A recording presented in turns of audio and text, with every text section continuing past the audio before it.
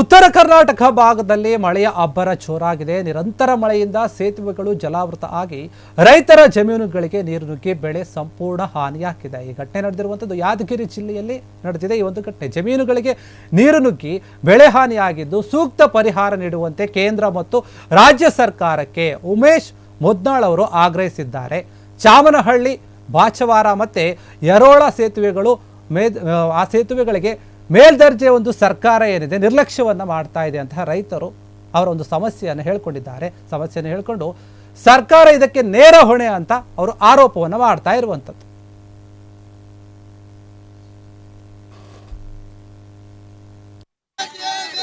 ಬೇಕೇ ಬೇಕು, ಏನ್ ಬೇಕು, ಬೇಕೇ ಬೇಕು,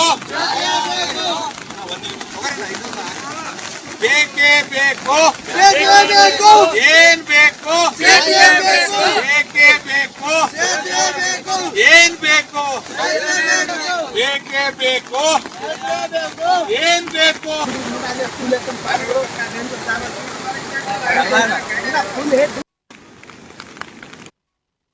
ಮಾಡಿಕೊಡ್ಬೇಕು. ಅದರ ಜೊತೆಗೆ ಏನದ ಸೇತುವೆ ಕೆಳಭಾಗ ಆಗಿರೋದ್ರಿಂದ ನೀರು ಒತ್ತಡದಿಂದ ಜಮೀನಲ್ಲಿ ಹತ್ತಿ ಭತ್ತ ಸಂಪೂರ್ಣ ಹಾಳಾಗಿರ್ತಕ್ಕಂಥದ್ದು.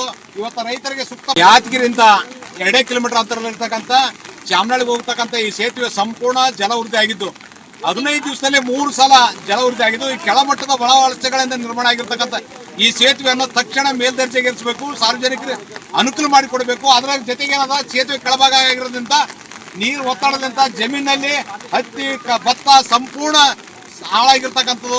ಇವತ್ತು ರೈತರಿಗೆ ಸೂಕ್ತ ಪರಿಹಾರ ಕೊಡ್ತಕ್ಕಂಥ ಕೆಲಸ ಕೂಡ ಸರ್ಕಾರ ಮುಂದೆ ಆಗಬೇಕು. ಇಲ್ಲಾಂದ್ರೆ ಇದೇ ಸೇತುವೆ ಮ್ಯಾಗೆ ರೈತರ ಸಂಘಟನೆ ಕೂತ್ಕೇಸಿ ಪ್ರತಿಭಟನೆ ಮಾಡ್ಬೇಕಾಗ್ತದೆ ಅಂತಕ್ಕಂಥದ್ದು ಇದೇ ಸಂದರ್ಭದಲ್ಲಿ ಎಚ್ಚರಿಕೆ ನೀಡ್ತಿದ್ದೇನೆ. ಕವಳಗದ್ದಿ ಹೋಗ್ಯದ ನೀರ್ ಅದಾಗ್ಯದ್ರಿ 3-10 ವರ್ಷ ಕುಡಿದಾಕಿದಾವ ಚಾಲಕತ್ತಿ ನೀರ ಮುಣಿಗಿ ಊಟ ಇದಾಲಕತ್ತವ್ರಿ ಮೋಟ್ರ್ ಮುಣಿಗ್ಯಾವ, ಹತ್ತಿ ಮುಣಿಗ್ಯಾವ, ಕವಳಗದ್ದಿ ಮುಣಿಗ್ಯಾವ. ಕೋಸ್ ಲಾಸ್ಟ್ ಆಗ್ಯದ್ರಿ ಸರ್. ಪೂರ ಗದ್ದಿ ಏನಾಗ್ಬೇಕು ಈಗ?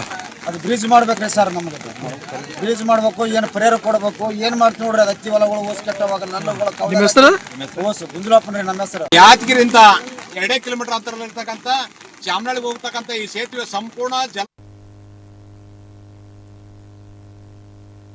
ಲಕ್ಷ್ಮೇಶ್ವರ ತಾಲೂಕು ಗ್ರಾಮ ಪಂಚಾಯಿತಿಯ ಕೆಡಿಪಿ ಸಭೆಯಲ್ಲಿ ಕೆಲ ಅಧಿಕಾರಿಗಳು ಫೋನ್ನಲ್ಲಿ ಮಗ್ನವಾಗಿರುವಂತಹ ಒಂದು ಘಟನೆ ಗದಗ ಜಿಲ್ಲೆಯ ಲಕ್ಷ್ಮೇಶ್ವರ ಪಟ್ಟಣದಲ್ಲಿ ನಡೆದಿದೆ. ತಾಲೂಕು ಪಂಚಾಯಿತಿಯಲ್ಲಿ ಸಾಮಾನ್ಯ ಸಭೆ ನಡೀತಾ ಇತ್ತು. ಆವಾಗ ಅಧಿಕಾರಿಗಳು ತಮ್ಮ ಪಾಡಿಗೆ ತಾವು ಮೊಬೈಲ್ ನೋಡ್ತಾ ಕುಳಿತುಕೊಂಡಿದ್ರು.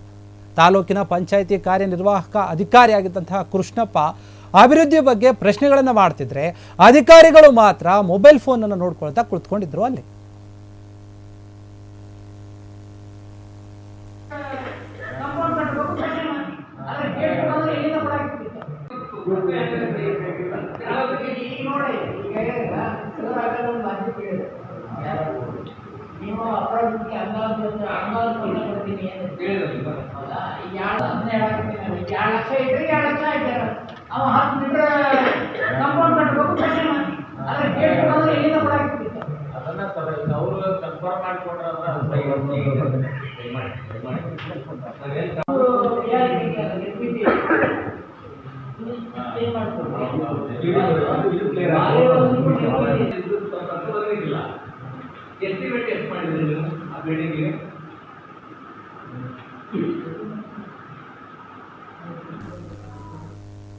ಕಾರಿನ ಬಾನೆಟ್ ಮೇಲೆ ಪಾಕ್ ಧ್ವಜವನ್ನ ಹಾಕಲಾಗಿದೆ. ಹಾಕಿ ಸಾಮಾಜಿಕ ಜಾಲತಾಣದಲ್ಲಿ ವಿಕೃತ ಪೋಸ್ಟ್ ಅನ್ನ ಮಾಡಲಾಗಿದ್ದು ಅದೀಗ ವೈರಲ್ ಆಗ್ತಾ ಇದೆ.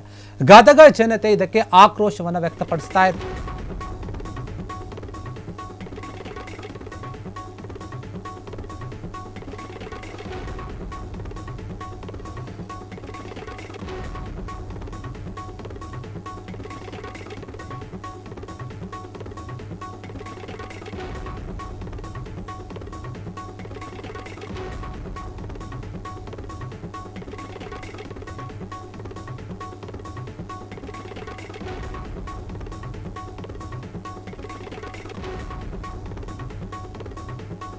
ಕಾರಿನ ಬಾನೆಟ್ ಮೇಲೆ ಪಾಕ್ ಧ್ವಜವನ್ನು ಹಾಕಲಾಗಿದೆ. ಅದನ್ನು ಹಾಕಿ ಸಾಮಾಜಿಕ ಜಾಲತಾಣದಲ್ಲಿ ವಿಕೃತ ಪೋಸ್ಟ್ ಅನ್ನು ಮಾಡಲಾಗಿತ್ತು. ಅದಕ್ಕೆ ವೈರಲ್ ಆಗಿರುವಂಥದ್ದು.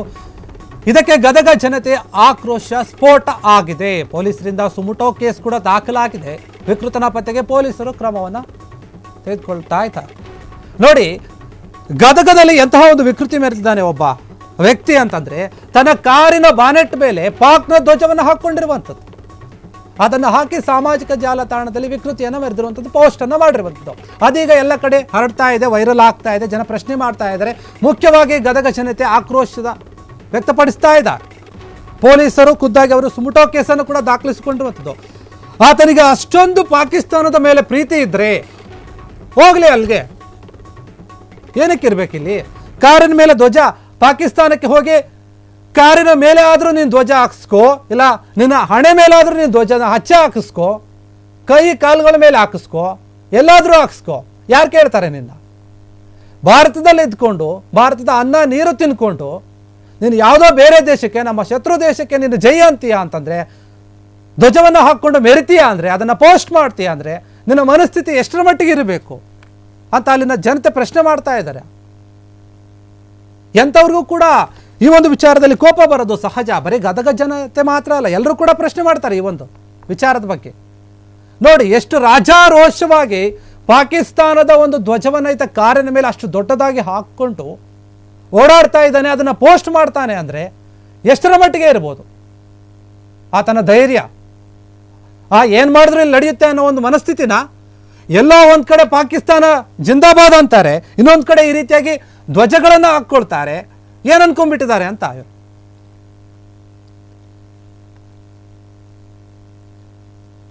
ಕಳೆದ 2 ತಿಂಗಳಿನಿಂದ ವೈರಲ್ ಜ್ವರದಿಂದಾಗಿ ದಿನದಿಂದ ದಿನಕ್ಕೆ ಹೆಚ್ಚಾಗ್ತಾ ಇದೆ. ಜನರು ಕೂಡ ಪರದಾಡ್ತಾ ಇದ್ದಾರೆ. ಈ ಘಟನೆ ನಡೆದಿರುವಂಥದ್ದು ಗದಗದಲ್ಲಿ ನಡೆದಿದೆ. ಜಿಲ್ಲಾದ್ಯಂತ ಸೊಳ್ಳೆಗಳ ಹಾವಳಿ ಹೆಚ್ಚಾಗಿದ್ದು, ನಿತ್ಯ ಖಾಸಗಿ ಆಸ್ಪತ್ರೆ ಹಾಗೂ ಜಿಲ್ಲಾ ಆಸ್ಪತ್ರೆ ಸೇರಿದಂತೆ ತಾಲೂಕಿನ ಆಸ್ಪತ್ರೆಗಳಲ್ಲಿ ನೂರಾರು ರೋಗಿಗಳು ಚಿಕಿತ್ಸೆಗೆ ಅಂತ ಪರದಾಡ್ತಾ ಇದ್ದಾರೆ. ದಿನನಿತ್ಯವೂ ಕೂಡ ರೋಗಿಗಳು ಸಾಲಾಗಿ ನಿಂತು ಚಿಕಿತ್ಸೆಯನ್ನು ಪಡೆಯೋಕೆ ಚೀಟಿಯನ್ನು ತೆಗೆದುಕೊಳ್ತಾ ಇದ್ದಾರೆ. ಈ ದೃಶ್ಯಗಳನ್ನು ಸಾಮಾನ್ಯವಾಗಿ ಅಲ್ಲಿನ ಜನರಿಗೆ ಆತಂಕವನ್ನು ಮೂಡಿಸಿದೆ. ಯಾವ ಗ್ರಾಮದ ಒಂದು ಗ್ರಾಮ ಪಂಚಾಯಿತಿಗಳ ಜನರು ಆತಂಕ ಮೂಡ್ತಾ ಇದೆ, ಅಲ್ಲಿನ ಒಂದು ಜನರು ಏನಿದ್ದಾರೆ ಅವರಲ್ಲಿ. ಯಾಕಂತಂದರೆ ಈ ರೀತಿಯ ಒಂದು ವೈರಲ್ ಝೋನ್ ಏನಿದೆ ಮೂಡೋದ್ರಿಂದ ಇದರ ಒಂದು ನಿರ್ಮಾಣಕ್ಕೆ ಅವಶ್ಯವಾದಂತಹ ಒಂದು ಕೆಲವೊಂದು ಕ್ರಮಗಳನ್ನು ಗ್ರಾಮ ಪಂಚಾಯಿತಿಗಳು ತಗೋಬೇಕು, ಜಾಗೃತಿಯನ್ನು ಮೂಡಿಸುವಂತಹ ಒಂದು ಕೆಲಸವನ್ನು ಮಾಡಬೇಕು. ಆದರೆ ಯಾರೂ ಕೂಡ ಅದರ ಒಂದು ಗೋಜಿಗೆ ಹೋಗ್ತಾ ಇಲ್ಲ.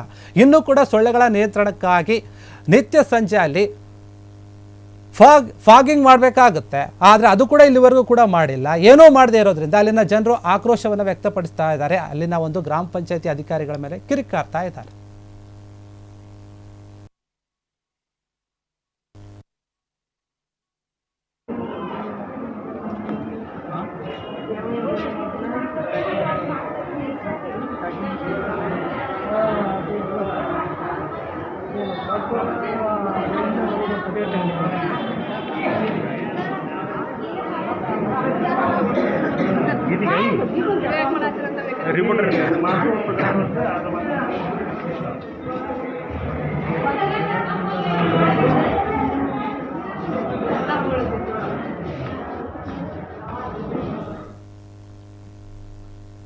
ರೈತರ ಆತ್ಮಹತ್ಯೆ ಪ್ರಕರಣಗಳು ಹೆಚ್ಚಾಗ್ತಾನೆ ಇವೆ. ಅದೇ ರೀತಿಯಾಗಿ ಸಾಲ ಬಾಧೆಯನ್ನು ತಾಳಲಾರದೆ ರೈತ ವಿಷ ಸೇವಿಸಿ ಆತ್ಮಹತ್ಯೆ ಮಾಡಿಕೊಂಡಿರುವಂತಹ ಘಟನೆ ಗದಗ ಜಿಲ್ಲೆಯ ಮುಂಡರ್ಗಿ ತಾಲೂಕಿನ ಯಕ್ಲಾಸಪುರ ಒಂದು ಗ್ರಾಮದಲ್ಲಿ ನಡೆದಿದೆ. ಈಶ್ವರಪ್ಪ ಶಾನವಾಡ ಎನ್ನುವಂತಹ 54 ವರ್ಷದ ಒಬ್ಬ ವೃದ್ಧ ಏನಿದ್ದಾನೆ, ಆತ ಮೃತ ದುರ್ದೈವಿ ಅಂತ ಹೇಳಲಾಗ್ತಾ ಇದೆ. ಬ್ಯಾಂಕ್ನಲ್ಲಿ ಈತ 12 ಲಕ್ಷ ಸಾಲವನ್ನು ತಗೊಂಡಿದ್ದ ರೈತ.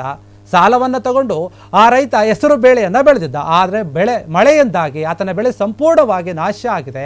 ಘಟನೆ ಸಂಬಂಧ ಮುಂಡರ್ಗಿ ಪೊಲೀಸ್ ಠಾಣೆಯಲ್ಲಿ ಪ್ರಕರಣ ದಾಖಲಾಗಿದೆ.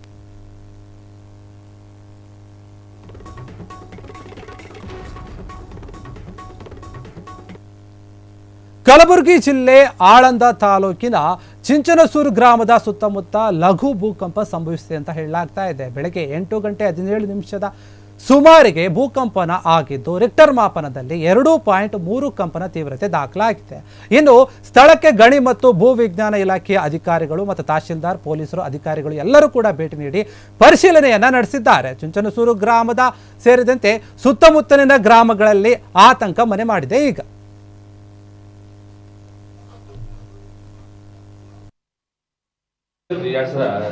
ಜನರಿಗೆ ಸ್ವಲ್ಪ ಆತಂಕ ಇರುತ್ತೆ.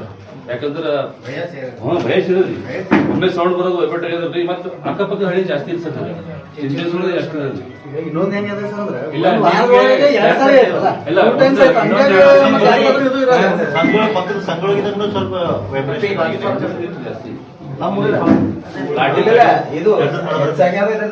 ಈಗ ಇದು ಪಾಯಿಂಟ್ ಮೇನ್ ಪಾಯಿಂಟ್ ಇರ್ತಕ್ಕಂಥದ್ದು ಇದರಿಂದ ಅನಾಹುತ ಆಗ್ತದೆ. ಕ್ಷಣ ಕ್ಷಣದ ಸುದ್ದಿಗಳಿಗಾಗಿ ಫ್ರೀಡಂ ಟಿವಿ ಸಬ್ಸ್ಕ್ರೈಬ್ ಮಾಡಿ, ಲೈಕ್ ಮಾಡಿ ಹಾಗೂ ಫಾಲೋ ಮಾಡಿ. ಹೊಸ ಸುದ್ದಿಗಳ ನೋಟಿಫಿಕೇಶನ್ಗಾಗಿ ಬೆಲ್ ಐಕಾನ್ ಮೇಲೆ ಕ್ಲಿಕ್ ಮಾಡಿ.